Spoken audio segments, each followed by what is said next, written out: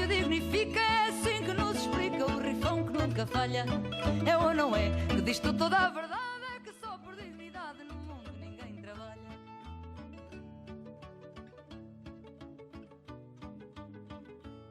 É ou não é que o povo nos diz que não, para no caer en esta red de impuestos nuevos que tejió el gobierno de los Fernández y evitarse el pago del recargo del 30% por viajes al exterior. Bueno, nos dejó a cargo a mí y a parte de su producción, y es todo una novedad, y seguramente para ustedes, televidentes, sea una novedad que un padre deje a un hijo, pero los García tenemos ese don de la dinastía que también tienen los Kirchner, de que los hijos nos sucedemos a nosotros mismos. Pero bueno, espero que disfruten este viaje distinto. Y como hablo bastante más que mi padre, tengo la recomendación de presentar los títulos de manera telegráfica y después voy a pedir a alguien que me acompañe a desarrollarlos un poco más. En esta primera parte vamos a hablar de la guerra que tuvo Cristina con la Real Academia Española. También vamos a hablar de cómo el gobierno liquidó nuevamente a los jubilados, pero esta vez haciendo que parezca un accidente. Y después vamos a hablar un poco también de los Fernández como Robin Hood, o queriendo hacer como los Robin Hood, pero evidentemente no han leído ese clásico de la literatura. La ley, la megaley que sancionaron en los últimos tiempos generó un malestar muy grande contra la clase política y contra los judiciales, con lo cual también vamos a hablar un poco de eso y de qué va a pasar con esa situación. Por último vamos a cerrar con el encuentro entre la primera dama, Fabiola Yáñez, y el Papa Francisco. Como les dije, es mi primera experiencia en televisión, mucho de televisión no sé, pero sí me dijeron algo, y es que la culpa de todo la tiene siempre la producción.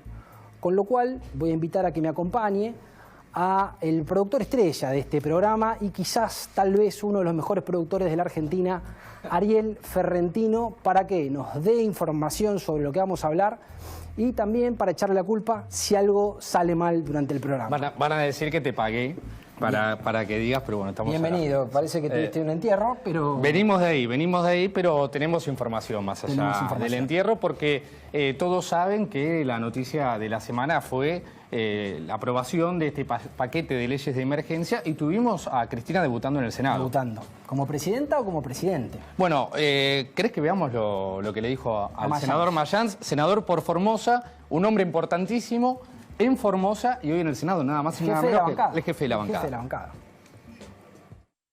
Así que, presidente, solicito que se vote el proyecto, en general y en particular. Bien, se va a presidenta. Presidenta. No tiene sexo la palabra presidente. No, eso lo dicen los machistas. No. Corrijo, no, presidenta. No, de ninguna manera.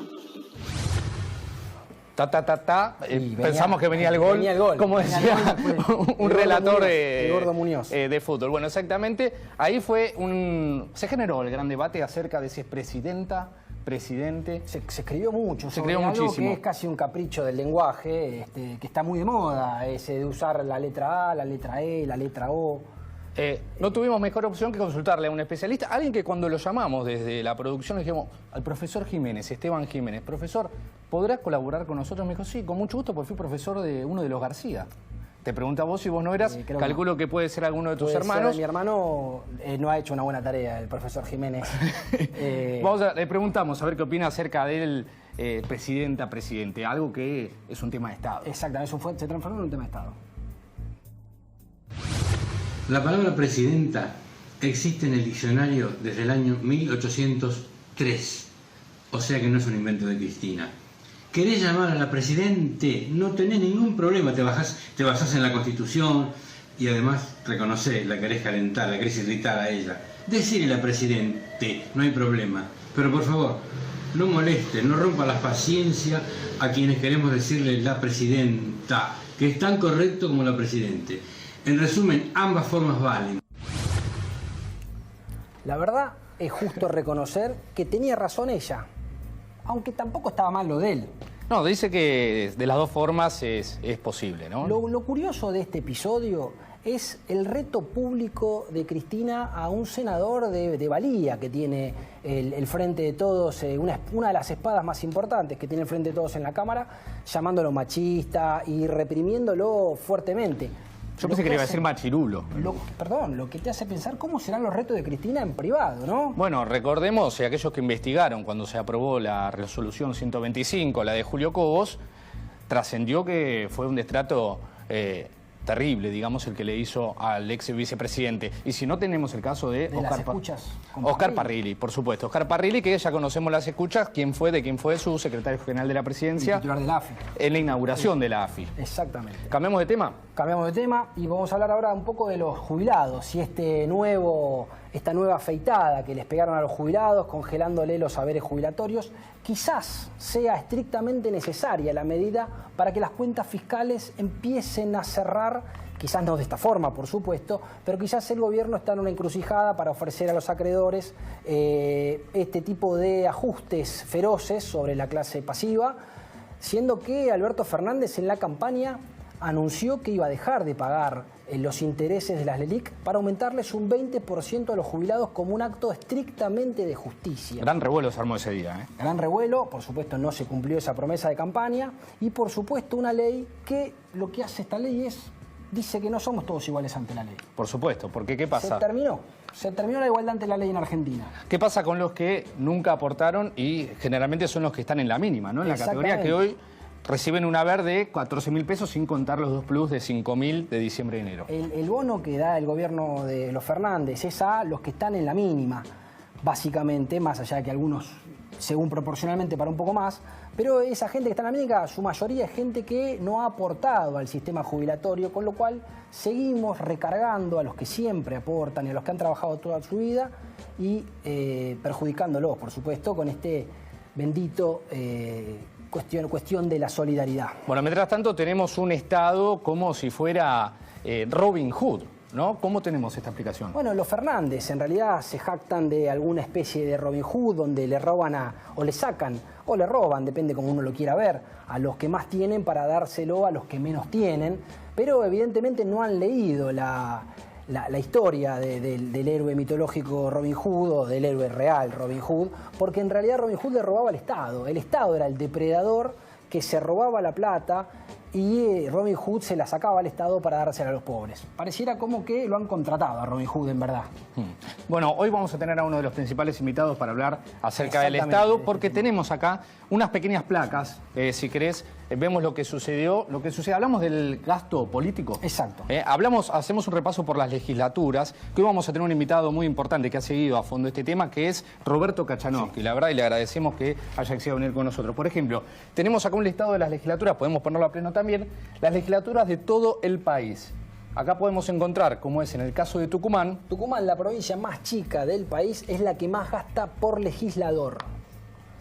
Teniendo en cuenta estas cuentas tomando en cuenta el presupuesto del Poder Legislativo y dividiéndolo por la cantidad de legisladores, la cuenta da que Tucumán gasta 85 millones de pesos por cada diputado. legislador. Pero vos fijate cuál es el promedio de lo que sale un legislador provincial por año, lo pueden encontrar en el último renglón, es de 34 millones de pesos anual, ¿no? Sumado los 12 meses. Esto es cada vez por provincia. A esto hay que sumarle los consejos deliberantes. De cada municipio. De cada municipio, que solo en la provincia de Buenos Aires tenemos 135 consejos deliberantes. Bueno, esta es la cuenta que hizo Roberto Kachanowski comparando países y comparando el Congreso Nacional con España, y el que causó mucho revuelo, porque realmente el costo de los legisladores argentinos es casi...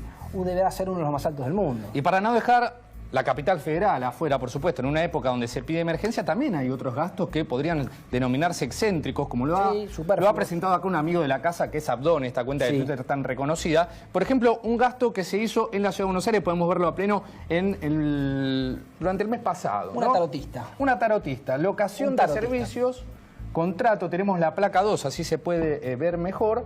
Tarot, ahí está, tarot y adivinanzas en el especial Usina Fantástica en Usina del Arte. 32.400 el monto, pesos. por supuesto, que no es representativo, pero esto habla de la política de gasto que tiene el gobierno de la Ciudad de Buenos Aires, en realidad el país, pero la política de gasto que tiene, irresponsable de gasto que tiene el gobierno de la Ciudad de Buenos Aires, que tiene los presupuestos más altos de la Argentina, incluso excede por mucho al presupuesto de ciudades como Madrid, con muchísimos menos servicios, por supuesto, para sus ciudadanos. Y es el único distrito que decidió aumentar los impuestos a la par de la inflación. Exacto. Que probablemente se sumen otros, seguramente, ¿no? Seguramente. Bueno, tenemos más informaciones. Sí, para cerrar, tenemos el caso de la visita de la primera dama, Fabiola Yáñez, que fue a ver al Vaticano, fue a ver al Papa. Circularon las fotos de Fabiola con el Papa. Pero lo curioso de esta información es que el Papa no le dio una audiencia privada. El Papa se reunió con ella junto con otras primeras damas de la región, y esto obedece a una política que está implementando el Papa en los últimos tiempos, que tiene que ver con no recibir más a políticos argentinos o darles entrevistas en soledad para que sus gestos políticos no sean malinterpretados o bien interpretados. Sí, la famosa cara de Papa, que no es este dibujito de Pixar, sino es la cara de Papa que te pone como le puso a Macri. Exactamente. Bueno, para cerrar esta introducción, tengo el mandato familiar de agradecerle a Bendita TV y a Beto Casella por el espacio que le dieron a este programa en la semana pasada. Y bueno, esperando que esta introducción que hemos hecho con mi compañero acá no les haya ocurrido lo que le ocurrió a Marcó del Pont en el discurso de su discípulo Culfas. Por favor, si lo pueden mostrar un poco. Adelante. ¿Salió? En el cual, en una mesa de diálogo, que es la que ha convocado nuestro presidente de la Nación, poder encontrar la manera de que estos elementos se pongan en valor, resguardando justamente las necesidades. O sea, bueno, cabeció y esa te pasó cuando cabeceas, si no sé qué estás hablando. Cuando te pasa eso. Hoy te graban de todos lados, ¿eh? Y pues bueno, espero que no esté sucediendo eso. Esperemos que si sobrevivieron a este soporífero introducción que le hemos dado, lo que viene ahora es lo más interesante del programa, que son los invitados. Nos va a acompañar primero el economista, profesor y siempre polémico Roberto Kachanowski, que nos va a contar un poco de qué va a pasar con la economía, qué efectos tiene esta mega ley que han aprobado y por qué Alberto Fernández nos pide a los argentinos que no ahorremos en dólares. ¿En qué pretenderá Alberto Fernández que ahorremos?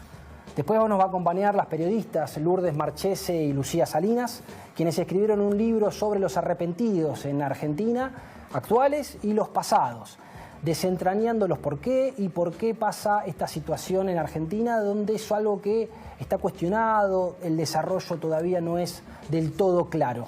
Y después tenemos un amigo de la casa. Un amigo de la casa. Jorge Giacobbe. Otro hijo. Hijo en esta versión, como emparentar con el hijo de Roberto García, por supuesto.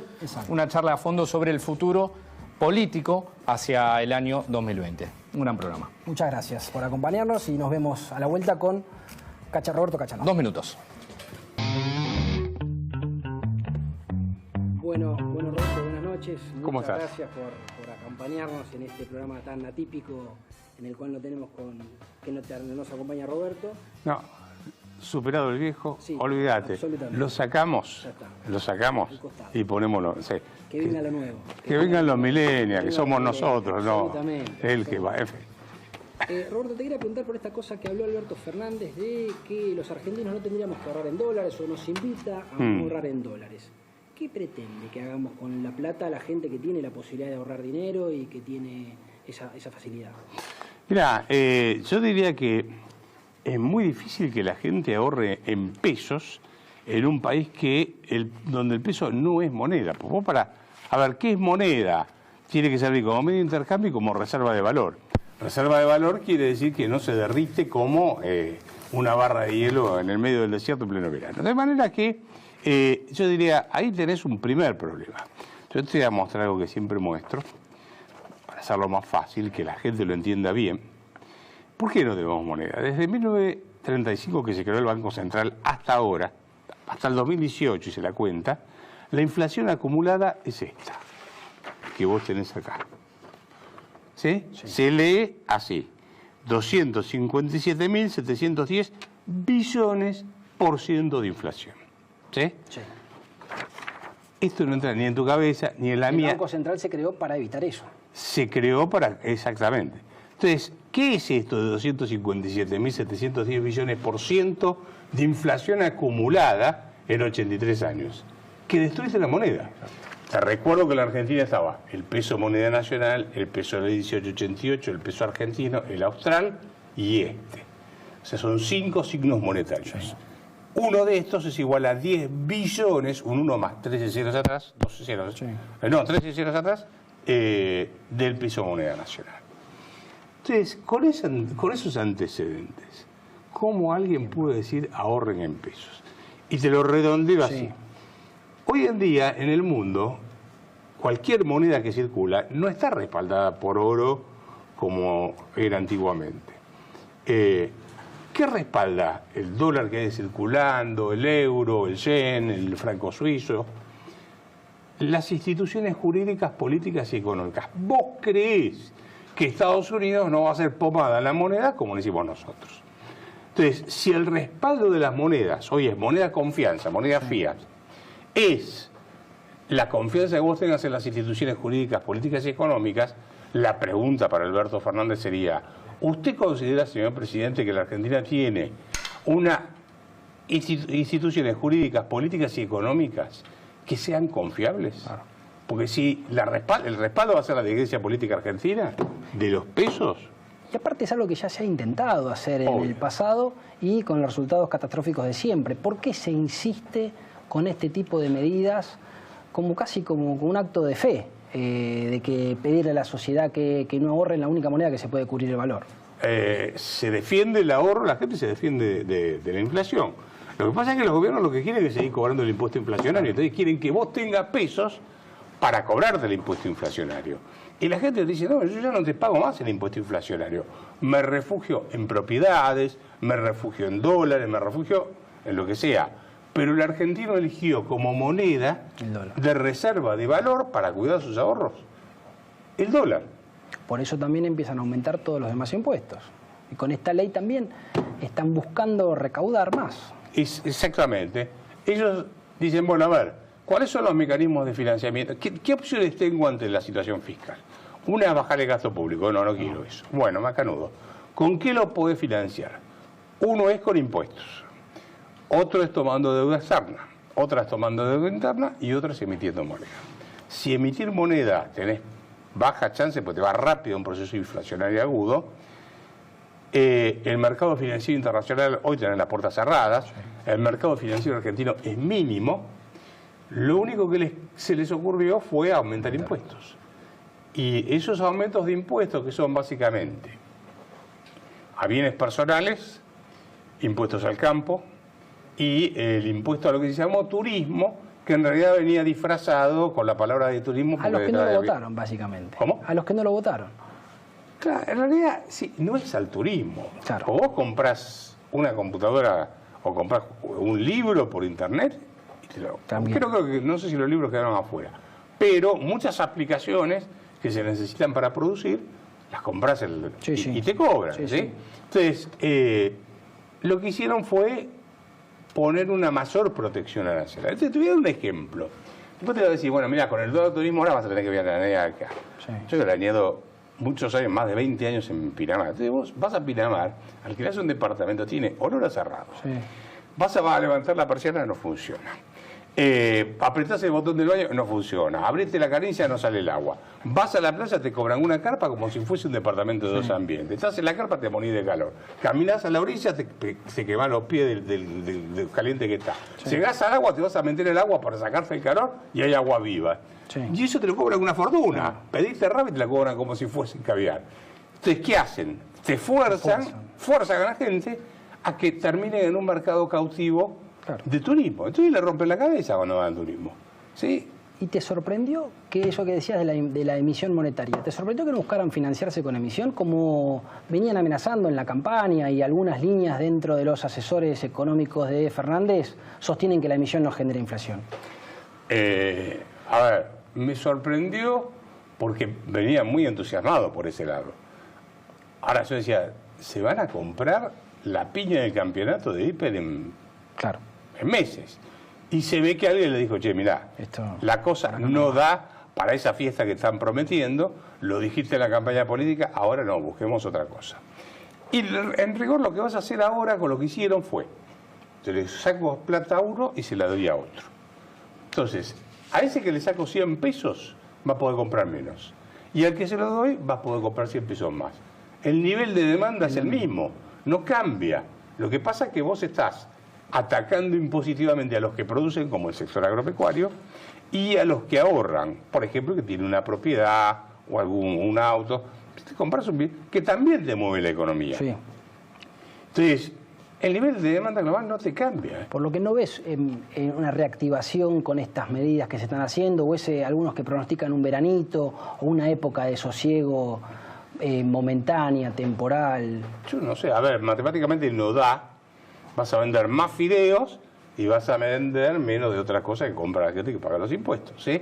Es más, aquel que paga impuestos, bienes personales, y yo iba a cambiar el auto, ¿y para qué voy a cambiar el auto si después vienen y me matan? O tenía plata para comprar un departamento, ahorrar en un departamento para cuando me jubile, lo compro y me matan con bienes personales. Entonces, retraes más la demanda por ese lado. Yo no sé si lo que va a compensar, si lo otro va a terminar compensando. O sea, primero quedas igual. Ahora, si se te cae la demanda encima de este lado, entrarás en un proceso más recesivo todavía, probablemente. No lo sé. Y en el mejor escenario igual sería un problema para más adelante. Tampoco es que solucionas el problema de fondo. No estás resolviendo. A ver, el problema de fondo es tener que hacer una reforma tributaria, tener que hacer una reforma del Estado, tener que hacer una reforma laboral, tener que incorporar a la Argentina al mundo. Tener que hacer una serie de cosas que no quieren hacer ni ellos ni gran parte de la dirigencia política. Entonces, si vos no haces todo eso, terminás diciendo las cosas estas. Bueno, che, tienen que ahorrar ¿qué es esta cosa de ahorrar en dólares en vez de pesos? Si la gente tiene derecho a defender el fruto de su trabajo, ¿por qué no va a defender el fruto de su trabajo? ¿Por qué va a tener? Si yo tengo hoy 100 pesos, ¿compro lo mismo mañana que lo que puedo comprar? No. Entonces, ¿por qué voy a someter a la gente a que con el fruto de su trabajo pierda parte de su fruto de su trabajo? Porque el Banco Central produce una mercadería llamada peso que no quiere nadie. Sí. Porque en última instancia es eso. Teniendo en cuenta esto, ¿por qué ocurre ese extraño fenómeno que está ocurriendo en estos días? Que los mercados pareciera que están tomando bien las medidas de Fernández porque baja el riesgo país, suben las acciones, suben los títulos. ¿Por qué está pasando? Sube básicamente el riesgo país, suben los bonos. Sí, exacto. Y bueno, pues si yo te voy a mandar a vos, que sos productor agropecuario, para pagar la deuda, y el tipo que tiene papeles de la deuda está feliz de la vida. Ahora, si a vos que sos productor agropecuario, que la riqueza... Es un plan para acreedores. En realidad estás haciendo un plan para, dijeron la timba financiera, bueno, para pagarle a los acreedores. Claro. Yo no digo que no hay que pagar la deuda. Sí. Ahora, el tema es que lo que estás haciendo es matar la actividad productiva para pagarle a los acreedores. Acá tenés un problema que no es solo el volumen de deuda pública sobre el Producto Bruto, que también está mal esa medición. Pero tomémosla. Acá el problema es la tasa de interés que paga Argentina. Japón paga tasas de interés que van entre el 0,1 y el 0,4% anual. En Europa pagan 0 o 0,1. ¿Sí? Es más, Alemania acaba de colocar bonos al 0%. Claro. Entonces, y acá tenés que pagar 7%, 8% mínimo, más 20 puntos por arriba de la tasa de interés del bono americano. Entonces, el problema que se te presenta no es el stock de deuda. Japón tiene una relación deuda sobre PBI de 237%. Y lo paga, hace la renovación de la deuda. El tema son los intereses que tiene que pagar. Entonces, eso de decir, mirá, te voy a renegociar la deuda, esperame 2 años, que cuando yo crezca te pago, si vos acumulás estos intereses, es como si vos no pagases la tarjeta de crédito. Encima, en 2 años te pago. Claro. Cuando juntás los intereses de la tarjeta, te mataron. Claro. No solo postergás el problema, sino que lo agravás. Lo agravás. O sea, no es un problema, es un problema de la tasa de interés. Y la tasa de interés tiene que ver con nuestra historia de defaulteadores seriales, confiscadores seriales, incumplidores seriales. Eso requiere de tiempo para corregirse. Porque también pasó un fenómeno parecido a lo que está diciendo con relación a las tarifas, que Alberto Fernández declaró que Macri congeló las tarifas por un tiempo determinado, que alrededor de un año, y que eso era una bomba de tiempo. No recordando que estas tarifas estuvieron congeladas 12, 15 años, 14 años. Y estuvieron congeladas prácticamente en el 2006, se empezaron a dar subsidios económicos hasta que se fueron, hasta el 2015, así que son 10 años, 9 años, ¿no es cierto? Digo bien. Sí. Y se gastaron en subsidios económicos para tener tarifas artificialmente bajas de luz, gas, tren, colectivo, etcétera, 161.000 millones de dólares. Entonces, lo que hizo Macri en ese momento fue bajar ese costo subiendo las tarifas. ¿Sí? Claro. Lo que pasa es que al mismo tiempo no le bajó la carga impositiva a la gente, entonces la mató. Y ese fue el mal humor que hubo, ¿no? ¿Y cómo imaginás al gobierno de Fernández haciendo populismo sin caja? No los veo. No tienen posibilidad. No, es el primer gobierno peronista que llega sin tener caja. El de Perón, el del 46, llegó con todas las reservas que tenía, habían acumulado por la guerra, que como no se podía importar casi nada y se exportaba, había una buena cantidad de reservas en el Banco Central que le permitió hacer populismo y se fue dejando el 15% de las reservas que había tenido.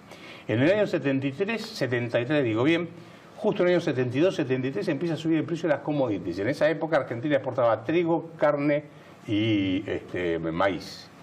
Y eso fue, digamos, lo ayudó a Kelvar a hacer algunas macanas y poder financiarlas. Después viene Menem. Menem no tiene caja de entrada, está 2 años dando vueltas, se come una hiperinflación y la confiscación de depósitos, y recién hace caja cuando privatiza y logra entrar al mercado financiero internacional, y ahí ya puede equilibrar las cosas. Y después Néstor Kirchner llega ya con caja, porque no se pagaban los intereses de la deuda, se habían licuado todos los pasivos, y tenías las sogas que te estaba subiendo, más la devaluación y las retenciones, tuvo caja. Pero ahora no tienen. Lo que buscan es evitar el default. Básicamente lo que están buscando ahora es evitar el default. Ni siquiera esa cuestión de ponerle plata en el bolsillo a la gente, porque esto no está poniendo plata en el bolsillo a la gente. No, no está poniendo plata. No, eso de que van a poner plata en el bolsillo a la gente, no lo olvídate, no. A lo sumo le pondrán una moneda, pero no lo que ellos decían que iban a hacer. Tu pregunta era, perdón. No, pero me quedé con eso. Y eso es interesante, que no hayan hecho eso que dijeron que iban a hacer. ¿Es mejor? ¿Lo que están haciendo es mejor que lo que parecía que iban a hacer? No, a ver, lo que iban a hacer iba a ser incendiar el país con una inflación. Y ahora estás matando la actividad económica con impuestos. Entonces, ninguna de las dos son una solución. Claro. O sea, elegí con qué te liquido, ¿viste? ¿Cómo querés que te mate? Ahogado o prendido fuego. Exactamente. De manera que no veo ninguna de las dos opciones. Me parece que ellos están desconcertados porque saben que no tienen caja. Y por eso están magnificando todo el problema de la herencia. La tierra arrasada. Claro, tierra arrasada, y vos fíjate que usan la palabra solidaridad para todo. Para tratar de justificar las medidas que están tomando. Sí. Entonces te dicen, mirá, es la emergencia, hay que aguantársela. Sí. Pero vos fíjate que nada pasa por bajar el gasto público, no se bajó un centavo. Nada. Es todo mayor presión fiscal sobre el sector privado, que está agobiado. Que ya era una de las presiones fiscales más importantes del mundo, la que tenía Argentina.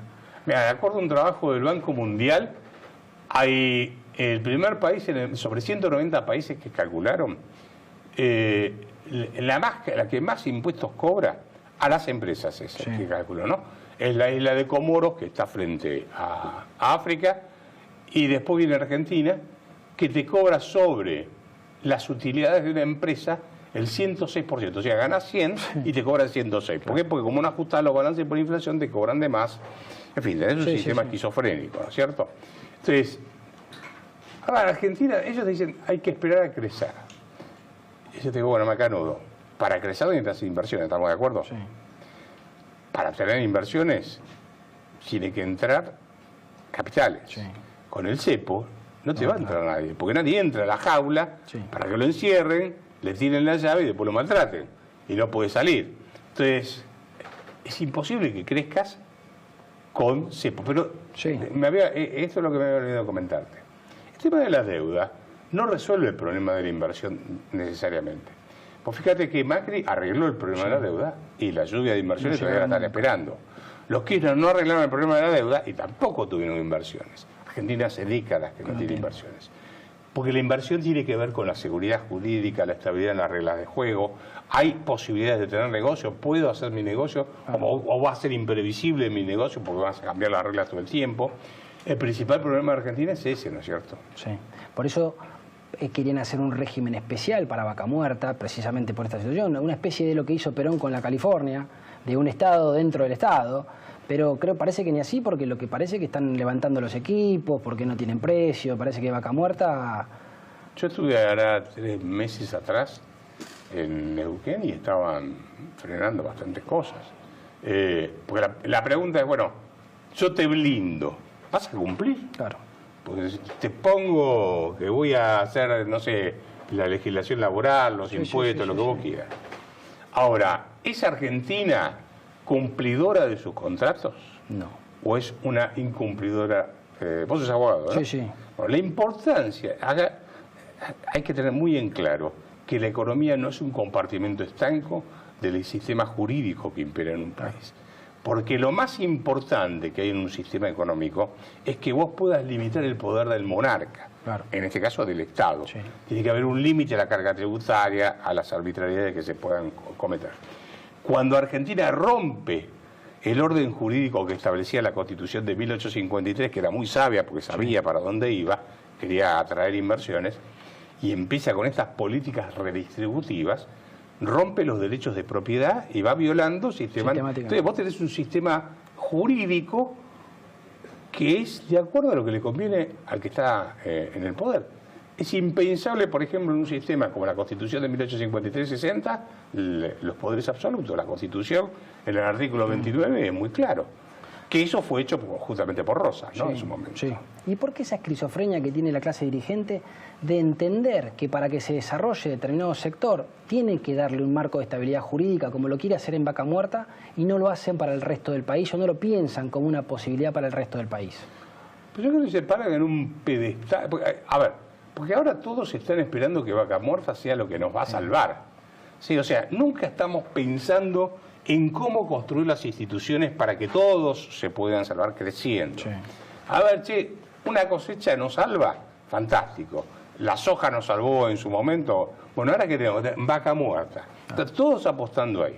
Pero ojo que ahí requerís de inversiones muy importantes y no es tan fácil convencer a un tipo que venga y te ponga plata para una inversión de largo plazo que no sabes si te si te van a cumplir el contrato o no. Más marco jurídico que le pongo. No, yo creo que en realidad, te redondeo, la dirigencia política argentina se cree que está en un pedestal y ellos están por arriba y tienen que decir, esto hay que producir, aquello no, claro. Esto sí, esto no. Entonces se ponen en tipos que son ellos los que van a decidir qué hay que producir, en vez de desarrollar la capacidad de innovación de la población. Claro. ¿Y cuántos impuestos te van a cobrar?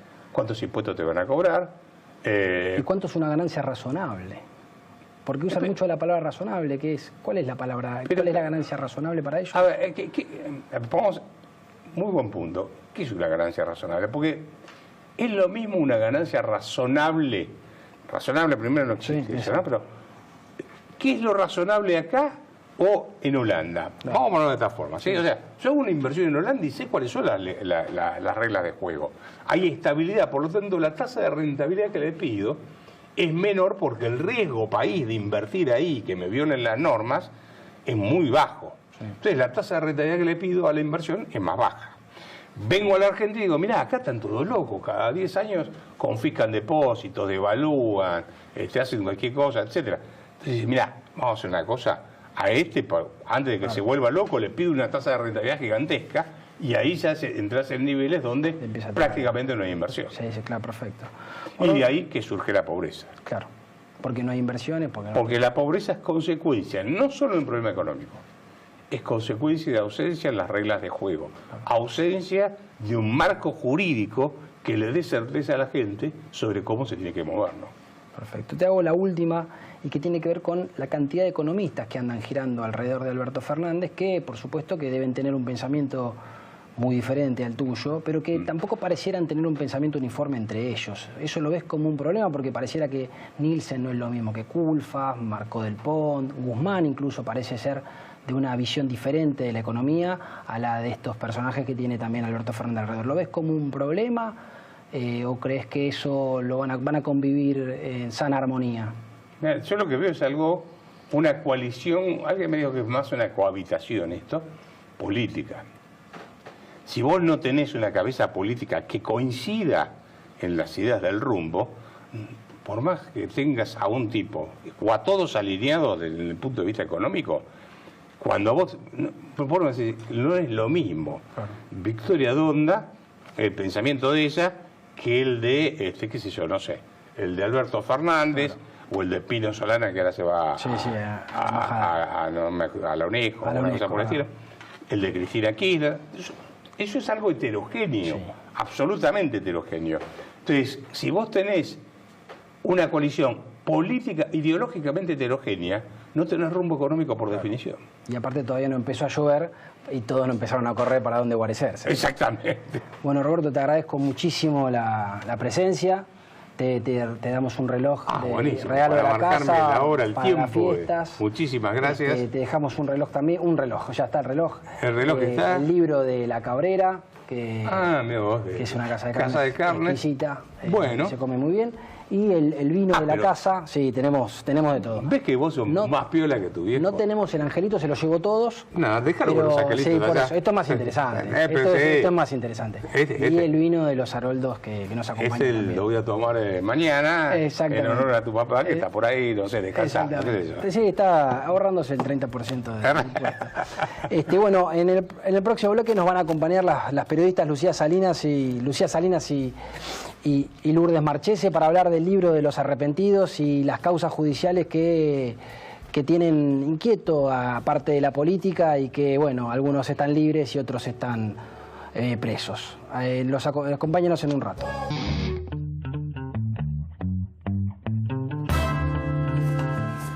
Bueno, buenas noches. Allá estamos con las dos periodistas autoras de este libro. Atentos que llega Papá Noel, lo pueden pedir, ya de paso. Los arrepentidos.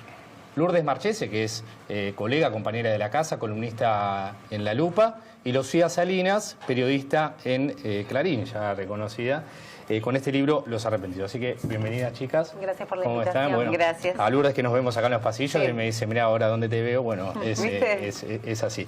Teníamos una primera pregunta que es sobre los arrepentidos, ¿no? Parecieran que los únicos arrepentidos son los de la causa de los cuadernos. Pero ustedes acá abarcaron muchísimos arrepentidos más, desde los 75, Paino, ¿no? Por ejemplo, que en el 2006 la jueza Servini Cubría terminó sentenciándolo, digamos, porque él había declarado por la AAA. Sí. Hasta los últimos, los que conocemos. Es una aclaración importante que nos gusta hacer también porque revela un poco el espíritu del libro. Es inevitable que cuando escuchamos la palabra arrepentidos nos referenciemos a la última causa de corrupción grande en los tribunales federales, que es la causa Cuadernos, porque allí hay 31 imputados colaboradores. Le decimos arrepentidos para que la gente entienda más de qué hablamos, pero la ley se llama del imputado colaborador. Una ley muy joven, una ley que solo tiene 3 años, pero encontramos que había muchísimas otras historias que atravesaban, valga la redundancia, la historia de la política argentina, que trascendía a esta ley y trascendía esta causa Cuaderno y trascendía estos 31 testimonios. Entonces nos encontramos con un primer caso de 1975, una persona que empezó como testigo, después termina como imputado, pero que... Horacio Paino. Exactamente, Horacio Paino, que lo que cuenta es un poco las primeras órdenes que él recibe de López Rega y las primeras instrucciones en lo que fue bienestar social que dio origen a la AAA. Y él es considerado, sin haber contado con esta ley actual, fue considerado una suerte de arrepentido por el aporte que él hizo a la justicia, por el tipo de confesión que dio, y a raíz de esa historia nos dimos cuenta que en distintos momentos de la política argentina hubo alguien motivado por distintas circunstancias que se arrepintió, que decidió colaborar con la justicia con un valor agregado o con un factor que los nuclea a todos, y es que todas estas personas, todas estas historias son de personas que delinquieron, personas que admitieron ante la justicia haber sido parte de esas estructuras de corrupción. ¿Por qué parece que en Argentina, con esta investigación que ustedes han hecho, si es que les parece que es así, pareciera ser más negocio ser arrepentido? Porque en general terminan más presos los arrepentidos que a los que imputan o a los que denuncian, o en general pasan esas temporadas en esos programas de testigos protegidos o que los encierran para protegerlos incluso, pero en general nunca hay condenas. Son pocas las causas donde se llega a los responsables reales que incluso los arrepentidos denuncian. Bueno, a ver, por eso nosotros también acá marcamos un antes y un después de la ley. Porque vos tenés los arrepentidos sin la ley propiamente dicha del imputado colaborador, que nace en el año 2016, y aquellas personas que se arrepienten en la justicia, que en realidad confesaron, porque no tenían una ley, y confesaron, no tenían los privilegios, entre comillas, que tienen las personas que lo hicieron bajo el amparo de una ley. De hecho, hubo casos que, por ejemplo, nosotros contamos el de la mafia del oro, que es Enrique Piana. Enrique Piana fue arrepentido de la justicia de los Estados Unidos. Sí. A él se le toman los años que estuvo, él estuvo 7 años detenido allí, con las leyes durísimas que tiene Estados Unidos, porque la ley RICO no es como la ley que tenemos nosotros, que es un poco más flexible, y todo lo que transcurrió allí, los 7 años que pasó en prisión, se le contabilizaron aquí en la justicia argentina a la hora de hacer el juicio abreviado, cuando él termina reconociendo su culpabilidad. Sí. Cuando él llega al país extraditado, no le querían tomar obviamente el arrepentimiento porque no existía acá esa figura. Pero sí después, cuando llega el momento del juicio abreviado, se le tomó. Y después tenés el caso de los que ya lo hacen bajo el amparo de la ley, que sí, obtienen ciertos beneficios, obviamente de beneficios que van a haber a futuro. Vos decís, ¿por qué no tienen un beneficio o por qué terminan más presos que libres, si se quiere? Que los que acusan, en realidad no hay sentencias. Que un gran arrepentido fue Ponta Cuarto. Sí, bueno, el caso de Ponta Cuarto es también, bastante, refleja mucho esto que vos decís. ¿Por qué? Porque él termina colaborando con la justicia, desentrañando toda una estructura de corrupción, una persona que en su casa ocultó 5 millones de pesos dólares que la CIDE le había dado para sobornar a los senadores que debían aprobar la ley de flexibilización laboral, y finalmente en instancia de juicio oral terminan todos absueltos, aquellos que él señaló. Claro. Sobre esto que señalaba Lourdes, y respecto a tu pregunta, hay un punto de reflexión, y es una pregunta que nosotras hacemos a lo largo del libro, que es finalmente qué viene a demostrar esta ley del arrepentido. Es una falencia del Poder Judicial a la hora de investigar en causas de corrupción. No llegarían al corazón de esas estructuras si no contaran con esta ley. Sí. Es una impunidad que busca el poder político. Hay como un montón de interrogantes que quedan latentes, porque lo que muchos también plantean es que si vos no sentís el rigor de la ley, no tenés una motivación para negociar, para decir, bueno, si no me arrepiento, como sucede con la ley del arrepentido en Estados Unidos, si te agarran por un delito, por fraude al Estado, por evasión fiscal, por lavado de dinero, te esperan mínimo 15 años por delante de prisión. Entonces tenés un incentivo concreto, real, es que sabés que la ley sí va a caer sobre vos. Ahora, también tenés... Acá estamos hablando de causas que llevan 40 años abiertas, 15 años abiertas. Entonces, ¿qué dicen? ¿Para qué me voy a arrepentir si esto va a vivir en los tribunales es lo que estará pasando eternamente? Con los 31 arrepentidos. Bueno, de hecho, algunas voces que aparecen en el capítulo que tiene que ver con la causa de los cuadernos, justamente lo que planteaban era la necesidad de que se haga un juicio rápido. Porque, a ver, los juicios, cuando la justicia es tan lenta, no es justicia. Siempre lo decimos, siempre lo dice Paulino también en La Lupa. Sí. O sea, entonces, muchos quieren llegar a un juicio abreviado para hacerlo más rápido, quitarse el tema de encima. ¿Sabes por qué? Porque no solamente, y acá es donde nosotros hacemos hincapié con Lucía en este libro, en la psicología de esas personas. Claro. Porque a lo que nos interesa a nosotras justamente revelar en este libro es cómo una persona llega a arrepentirse y qué les cambia después de hacerlo. Claro. Porque obviamente les cambia muchísimo, y sobre todo cuando buscan una justicia rápida es para volver a reinsertarse laboralmente, que a muchos les cambia eso, para limpiar su nombre. Para que sea un capítulo pasado. Claro. Y después tenés casos extraños como, por ejemplo, arrepentidos que se arrepintieron de arrepentirse. Pues, el caso de Vázquez, que es el secretario de Jaime, ¿no? Que, si no me confundo, creo que se escondió en un placar cuando lo fueron a buscar. Cuando el juez Julián Arcolini le dicta la prisión preventiva en 2016. Ricardo Jaime es el primer exfuncionario kirchnerista que queda detenido en 2016, el 3 de abril creo que fue exactamente. Manuel Vázquez está señalado como su testaferro. ¿Por qué lo incluimos en el libro? Porque es un caso único y anecdótico en los tribunales federales, porque es el primer caso que, al amparo de esta ley, se arrepiente de haberse arrepentido. Es un juego de palabras, pero lo que sucedió es que él está implicado en una causa por sobornos, donde se investiga a Odebrecht, este gigante brasileño, investigado por el Lavallato. Tiene una serie de causas aquí en la justicia argentina. Él está investigado junto a Ricardo Jaime en una de esas causas, y queda implicada también su familia por una empresa que él utiliza, según la justicia, para como una suerte de usina de facturas truchas para dibujar los sobreprecios. Como queda implicada toda su familia, y él estaba a días de ingresar al quirófano por una operación a corazón abierto, lo que le sucedió es que temió que de esa operación no salga bien y que lo que le deje a su familia sea que todos queden implicados en la justicia. Entonces, él busca negociar un poco con la justicia, arrepentirse para salvar a su familia, y a los pocos días hay un fallo del juez que tiene la causa que sobresee a toda su familia. Entonces, él, ¿para qué me voy a arrepentir si ya mi familia quedó sobreseída? Vuelve a la audiencia con el juez y dice, no, me coaccionaron, no me quiero arrepentir, me arrepiento de haberme arrepentido. Y es como el caso anecdótico o único en realidad en el libro. Anecdótico en realidad todos son, todas las historias que contamos, porque lo que recorremos es cómo esas personas que, habiendo sido parte de estructuras de corrupción, estructuras que estaban enquistadas en el poder político, decidieron arrepentirse, decidieron entregar nombres. ¿Qué les pasó? ¿Con quiénes lo hablaron? ¿Con quiénes lo consultaron? Ustedes que trataron a todos estos arrepentidos, que seguramente los han entrevistado, ¿por qué ocurre, a ver, el caso de Odebrecht? En muchos lugares de Sudamérica hay mucha gente detenida, gente muy poderosa detenida, y ese fenómeno, incluso Odebrecht reconociendo las coimas y arrepintiéndose en muchos de los países que participó, pero aquí no ha pasado nada con eso. Los arrepentidos descreen de la justicia argentina, confían en la justicia argentina. Ellos, ¿qué mirada tienen ellos sobre la justicia? También si es negocio ser arrepentido, ¿no?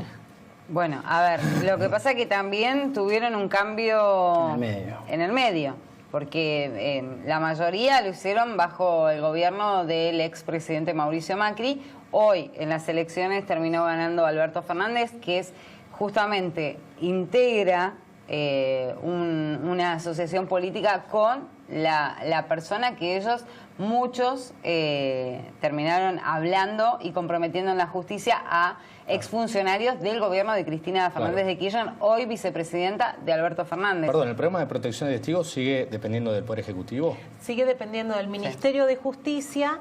Si bien Mauricio Macri firmó un DNU 11 días antes de retirarse del gobierno, convirtiéndolo en agencia, lo que hoy explican desde el Ministerio de Justicia, que dirige Lozardo, es que esa agencia nunca funcionó como tal, no llegó a ponerse en vigencia el programa, sigue estando bajo la órbita del Ministerio de Justicia, es decir, del Poder Ejecutivo. Ahí están todos los arrepentidos. Por eso Fariña pidió salir de ese programa. Porque esta es una distinción importante. No todos los arrepentidos son testigos o imputados protegidos. Hay muchos arrepentidos que se convirtieron en arrepentidos, que se fueron a su casa e intentaron retomar sus vidas como pudieron. Pero hay algunos casos que, por el tenor de sus declaraciones, a quienes apuntaban, qué información brindaban, la misma justicia les sugirió, como fue en su momento Leonardo Fariña, Alejandro Van der Broele, José López, que sigue detenido igual, que la justicia les recomendó que, además de convertirse en arrepentidos, ingresen a este programa de imputados, en el caso de ellos, porque están todos acusados en distintas causas de protección. Sí, igual acá hacemos nosotros también un capítulo dedicado justamente a lo que es la ley de protección de imputados y testigos protegidos, justamente porque es importante conocer cómo funciona. Claro. O cómo funcionaba por lo menos hasta ahora, si es que no hay ninguna modificación. Por ejemplo, es el caso de Centeno. Claro, el caso de Centeno, que él... vive alejado, un poco el cuento en el capítulo, vive alejado de la ciudad, de su casa de Vicente López. Claro, porque se analiza el riesgo. Hay algunos que tienen mayor riesgo de vida y otros menor riesgo. En el caso, por ejemplo, de Víctor Manzanares, el ex contador de la familia Kirchner, él en un momento cuando a él lo escarcelan, él dice, yo quiero volverme al sur porque si no, no me considero libre. ¿Y qué le dicen del programa? Dicen, nosotros no te podemos asegurar tu seguridad allá en Santa Cruz. Dentro de este programa. Dentro del programa, ¿no? Exacto. Y él dijo, bueno, entonces salgo del programa porque yo quiero volver a estar con mi familia. Y ahí él decidió, porque la salida es voluntaria, salvo que te excluyan, que te expulsen del programa porque vos no cumpliste el régimen que te impone el programa, ¿no? El programa ese tiene como una serie de requisitos que nosotras contamos en el libro, que tiene que ver básicamente con la confidencialidad. A Centeno, como a Fariña, les han cambiado el domicilio en reiteradas ocasiones, porque el domicilio es una de las cosas que se mantiene en reserva, porque nadie, por el riesgo que ellos pueden correr, debe saber dónde estas personas viven. En algunos, si son de mayor riesgo, por ejemplo el caso de Oscar Centeno, es custodiado por una fuerza especial que se conoce como los Lobos, tienen muchas restricciones respecto a su vida social, respecto a las comunicaciones, respecto a celulares que pueden utilizar. La verdad es que es un programa que a nosotras nos resultó interesante conocerlo para contarlo después como parte del libro. ¿Y por qué se cuestiona el accionar de Stornelli para la toma de esos arrepentimientos o esas confesiones? Porque se ha cuestionado el accionar de Stornelli, incluso se ha dicho que puede caer por nulidades. Bueno, sí, es que hay bastantes planteos dentro del Tribunal Oral Federal número 7, que va a ser el encargado de tener este juicio, justamente atacando a uno de los artículos de la ley. ¿Por qué? Porque la ley del imputado colaborador prevé que se tiene que hacer por un medio idóneo, dicen medio técnico idóneo, pero no especifica las confesiones. Las confesiones, ¿no? De los imputados. Entonces, la mayoría de las defensas de otros imputados están diciendo, pero no hay grabaciones, no se grabó la audiencia. Y con eso sugerir como que los presionaron. Los presionaron, los extorsionaron. Pero ningún imputado de esto, o de testigos colaboradores, ninguno denunció las denuncias. No, porque aparte el asunto es que en esta cuestión perfectible de la ley y una ley tan joven, hay capítulos que quedan a libre interpretación de quien la aplica. Por ejemplo, el caso de Alejandro Van der Brele, esa fue una audiencia que fue filmada, que fue grabada, porque el fiscal del caso, que era Jorge Di Lello, entendió que medios idóneos era una filmación. Carlos Stornelli entendió que medios idóneo es el acta que firma el imputado colaborador con su abogado, con el personal de la Fiscalía como testigos, todos en común de acuerdo de lo que sucedió en aquella audiencia. Entonces, lo que quizás quizás en un futuro, una ley que se podría llegar a revisar es, bueno, especifiquemos qué se entiende por medio idóneo, pero lo cierto es que amén de esta interpretación que tuvo el fiscal Carlos Stornelli y también el juez Claudio Bonadio, hubo un respaldo de la Cámara Federal porteña, que es la Cámara que se encarga de revisar las decisiones de los jueces, que dijo no es factible discutir que esto no es válido porque no se grabó. Eso que dijo Gerardo Ferreira, que esta causa de los cuadernos va a ser como la causa AMIA y nunca va a arrancar. No hay demasiados elementos para pensar eso, más allá que la política meta la cola. O no sé qué dicen los arrepentidos. Bueno, ustedes en el libro de los arrepentidos, así como está el que se arrepintió de haberse arrepentido, pusimos el caso de Gerardo Ferreira porque fue uno de los empresarios que no se arrepintió. Claro. Él reconoce haber puesto dinero, pero dijo porque yo creía en un proyecto político. Ahora bien, él no se arrepiente de nada, de hecho el capítulo se llama No tengo de qué arrepentirme. Claro. Y es muy interesante también escuchar la visión del otro lado, ¿no, claro, Lucía? Puntualmente lo que sucede con Gerardo Ferreira es que él, aparte públicamente y en la Cámara, en distintas apelaciones que han hecho, él dijo, a mí me quisieron coaccionar de distintas maneras. Me mandaban mensajes a la cárcel, le frenaban las obras de electroingeniería. Entonces, él interpretaba eso como una presión para que él se confiese o para que él se arrepienta. Lo mismo que dice Lázaro Báez. Bueno, lo mismo que plantea Lázaro Báez. Que lo infiltran agentes de la AFI y demás. Lo que sucede en el caso de Gerardo Ferreira, que era una historia que queríamos contar, era su planteo ante la justicia de los hechos, porque él dice, yo sí pagaba, pero yo pagaba aportes para un proyecto político en el que creía y pagaba en pesos porque no creo en dólares ni en la moneda extranjera, no eran coimas. No eran coimas, él dice la plata que yo quería. Y apostaba al peso a la campaña. Claro, y aparte apostaba al peso porque no creo en la moneda capitalista, en el dólar. Alberto Fernández. Que dice que no hay que ahorrar dólares. Bueno, un placer para ustedes, para todos quienes estén interesados para esta fiesta. Es un buen regalo, que a ellos nos gusta la política. Los Arrepentidos, de Lourdes Marchese y Lucía Salinas. Y nosotros también tenemos regalos para ella. Le voy a entregar acá a Javier para que también haga honor. El libro de La Cabrera lo mostramos acá, del amigo Gastón Rivera, que se lo entregamos acá también. El famoso pero que compren Los Arrepentidos. Por supuesto. O sea, ya te lo mostramos. De la casa. El reloj de la casa. Gracias, que le damos. Lo mostramos. Y para las fiestas. Bueno, porque llegaron y dijeron, no habían visto el vino. Yo lo tengo que confesar. Dijeron, pero a Cachanovsky le dieron vino, ya va. Le dijimos, estaban en la bodega. Aparte pasamos la Navidad juntas. No es mala fama, no lo que le hacemos es una realidad. Bueno, muchísimas gracias. Gracias a ustedes. En el próximo bloque, Javi. Sí, en el próximo bloque nos acompaña Jorge Giacobbe, hijo, un analista de los más lúcidos que tiene la Argentina, para hablar un poco de la actualidad política y un poco de qué nos deparará el destino en este bendito país. Espérennos en 5 minutos.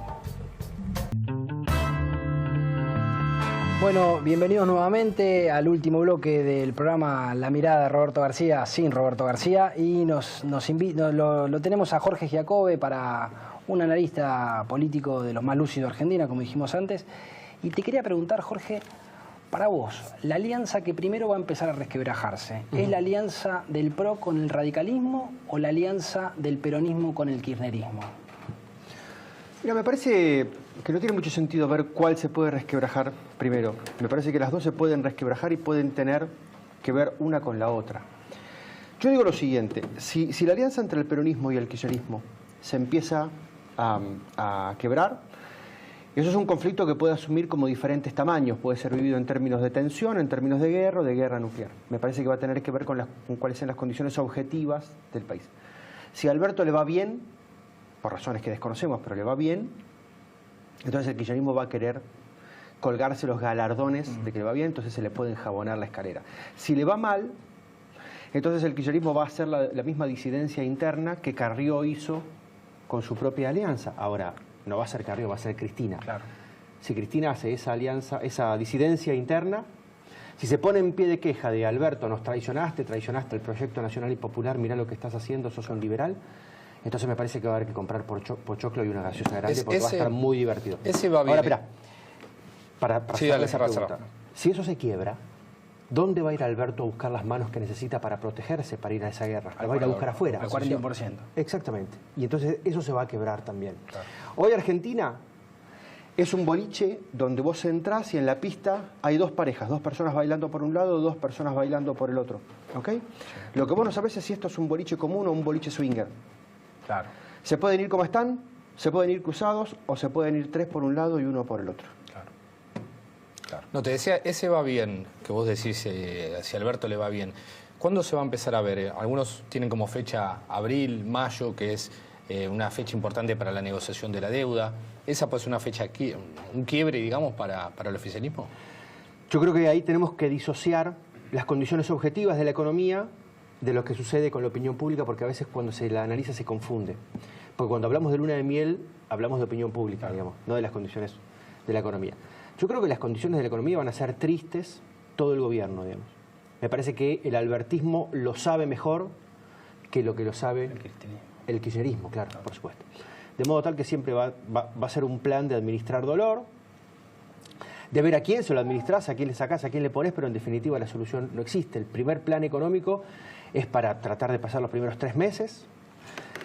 La renegociación de la deuda es una cuestión de ir pateándola para tratar de no agarpar unos meses y después hacer una negociación que sea más o menos buena. Yo creo que la negociación ya está hecha. Como dice Roberto García, ¿no? Que pero, dijo claro, pero que hay que venderla como un acto heroico, digamos, exacto, y que fue durísima y que hicimos un arreglo maravilloso. Eso está bien. Pero supongamos que eso le saliera bien, ojalá, a este gobierno. De todas formas, no sabemos cuál es el plan para el crecimiento. Claro. En esta idea de que hay que redistribuir, de que hay que sacarle a los que más tienen para darle a los que menos tienen, los argentinos no entendemos todavía que no tenemos la suficiente cantidad de ricos como para abastecer a los pobres. Sí. ¿Okay? Y que así no se crece. Y además así no se crece. Pero si vos lo quisieras hacer, si quisieras ir hacia el comunismo, saquémosle todo a esto, si subimos, de todas formas no alcanza para vivir bien. Claro. Entonces hay que crecer y nadie tiene un plan para crecer porque nadie tiene un plan a 15 años. Y porque los argentinos no permitimos a nadie estar sentados 15 años, a un proyecto político, claro, no digo a un presidente. Sí, sí. Siempre estamos haciendo la rotonda. Entonces, si cada 4, cada 8 años nos reseteamos, nadie lo va a poder hacer, aunque tenga la idea. Sí. Pero también pasa que nadie lo quiere hacer, también porque nadie quiere poner la caja en orden, porque nadie toca el gasto. Y este Estado que se ha construido en los últimos años, que se ha duplicado en su tamaño, triplicado en su tamaño, todos dicen, bueno, ¿cómo seguimos buscando formas de financiarlo? Aumentando impuestos, creando el impuesto al 30% a los que viajan y demás, pero no decimos cómo achicamos un poco el Estado. Pero lógicamente, y tampoco lo podemos esperar de los políticos. Los cambios que podemos esperar, los tenemos que esperar de la opinión pública. El día que la opinión pública le diga a los políticos, muchachos, dejen de gastar lo que están gastando y pónganle sentido a esto, y todos ajustemos el cinturón, entonces los políticos lo van a hacer. ¿Y crees que con esto que pasó? Ahora, para eso, la opinión pública tiene que salir de su inmadurez e ir hacia algún nivel de madurez. Los argentinos somos como los niños. Los niños te demandan una bolsa de caramelos y les importa 3 carajos si vos la podés pagar o no. Claro. Ellos tienen la pulsión, te lo piden, hacen la pataleta en la Plaza de Mayo o en el piso de casa, pero la hacen, digamos. Entonces, para que esto cambie, la que tiene que cambiar es la sociedad. Y en función de eso de la luna de miel que hablábamos antes, hay gente que lo da en 30 días, hay gente que lo da en 60 días, hay gente que lo da en 90 días. Yo creo que la luna de miel a favor de Alberto Fernández puede ser más larga de lo esperado. Si fue de 2 años para Macri, si la gente, pese a no pegar una, lo esperó 2 años y recién después se empezó a fastidiar, eso demuestra que la luna de miel, digamos, es un enamoramiento, es una idealización, en el sentido estricto psicológico de la palabra, digamos, de manual de psicología, donde lo que le pasa a la gente es que necesita creer. No ve las condiciones objetivas. No ve que vamos hacia una pared de 200 kilómetros por hora hace 80 años. No lo ve. Necesita creer. Y en ese necesitar creer la estirás. Vos te ponés de novio con una chica, te enamorás y no querés ver que ella se va a convertir en su madre. No lo querés ver.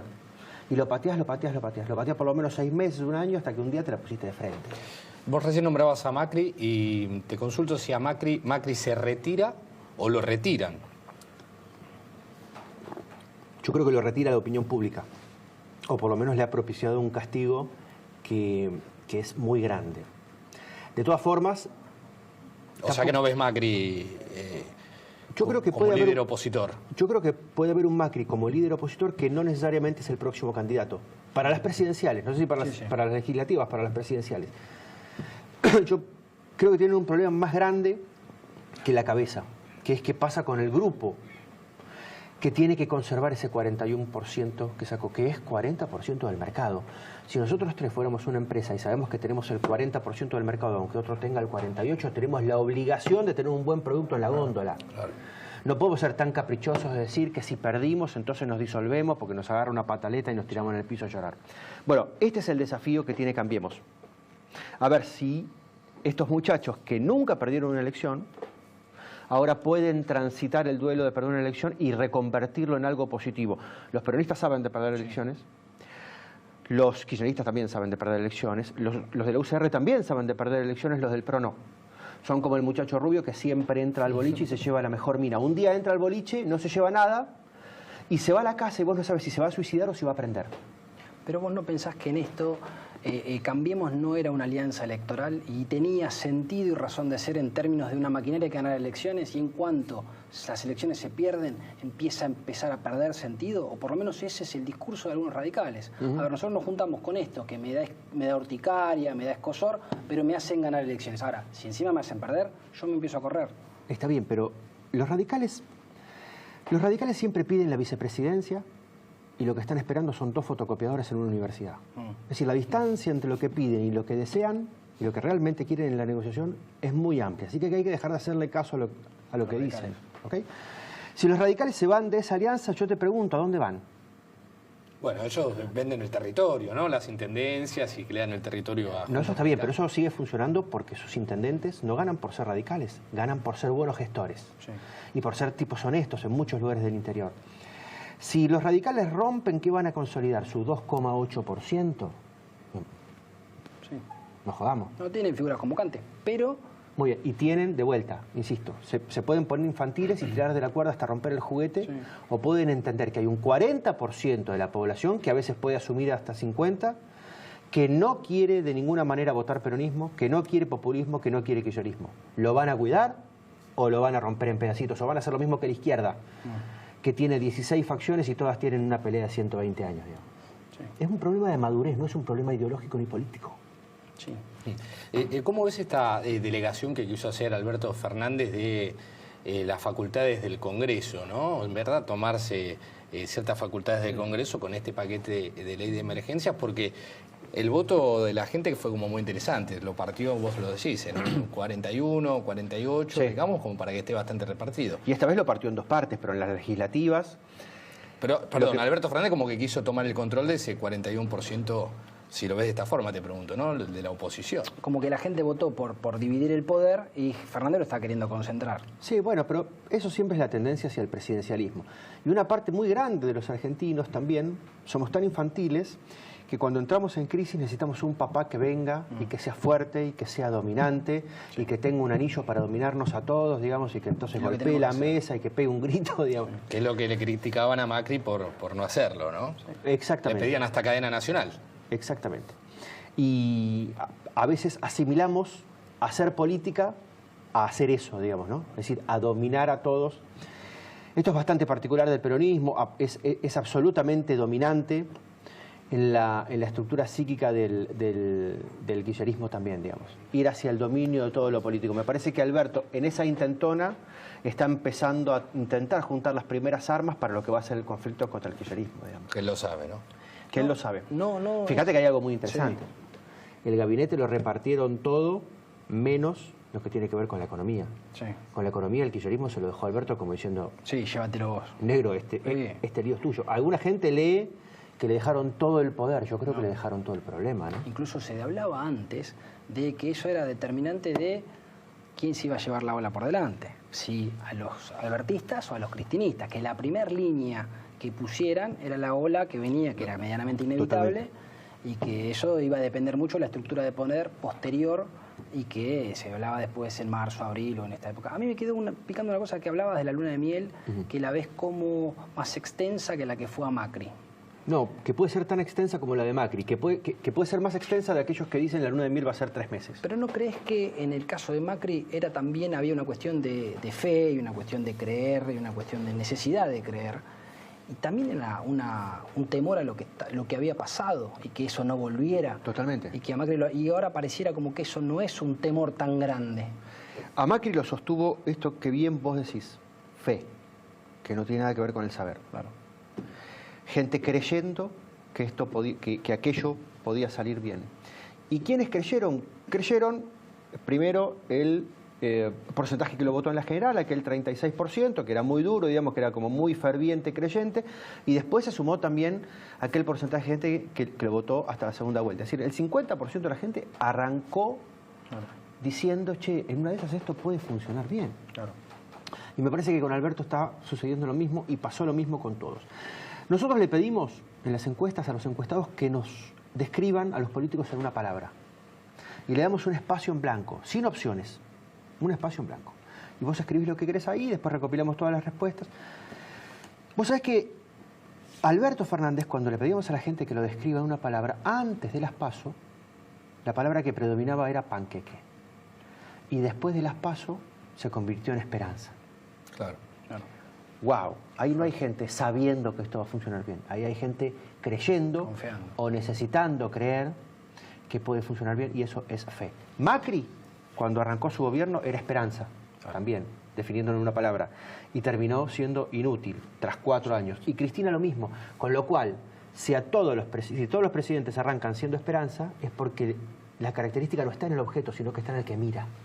Necesitamos esperanzarnos y después nos la ponemos de sombrero, ¿no? Sin duda. Jorge, sí, bueno, Jorge, quedaron un montón de preguntas. Primero, gracias por habernos hecho compañía en este horario. Por favor. Bueno, te damos los obsequios, el libro de la Cabrera, y ya está con esto. Terminamos. No sé si sabes hacer asados. Tu papá me dijeron, siempre amaga con que va a ser uno y nos va a invitar, pero él no sabe, él de verdad no sabe. Las generaciones. Roberto García también amaga con el asado, tampoco pero sabe. Tampoco, él dice que sí. Sí, sabe. Yo paso el chivo y la chica a las generaciones nuevas, somos mejores que las anteriores. Siempre. Incluso para el asado. Como somos más altas, somos mejores. Eso es para García, que lo mira por ti. El relojito de la casa, así que... Gracias, muy amable. Muchísimas gracias. ¿Y qué nos quedó? El vino. El vino, bueno, para... Y el vino que también lo sé tomar. Por supuesto. Y el chocolate, este chocolate que lo trajo una televidente, esperamos que pase ahí el paño del vino. Paola Farías, mirá, ahí está, Padí, lo levantamos. Para Roberto, mira, un regalo para Roberto, que no sé si va a llegar, unos chocolatines. No gracias a Paola Farías, que los acercó hasta el estudio. Javi, ¿hacemos un breve corte? Vamos a un corte y ahora venimos y cerramos desde allá. Así que los esperamos. Muchas gracias.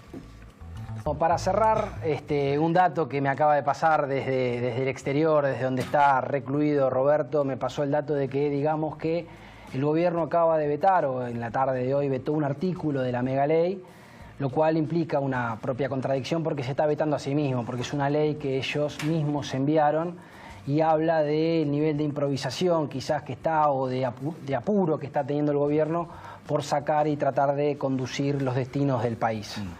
Bueno, no me queda más que agregar, más que agradecer la oportunidad que nos han dado a mi padre. Bueno, por supuesto que llenar este saco no es fácil, es un gran periodista y ha tenido una extensa y vasta trayectoria, pero bueno, esperemos haberlo hecho lo mejor posible. Ya nos enteraremos. Ya nos enteraremos. Seguramente me están diciendo que no lo vamos a hacer más porque parece que fue el programa más visto del año. Así que bueno, muchas gracias, feliz Navidad para todos y que lo mejor para el año que viene y que cambie un poco el destino de nuestro país para mejor para todos. Muchas gracias por la oportunidad nuevamente y esperemos que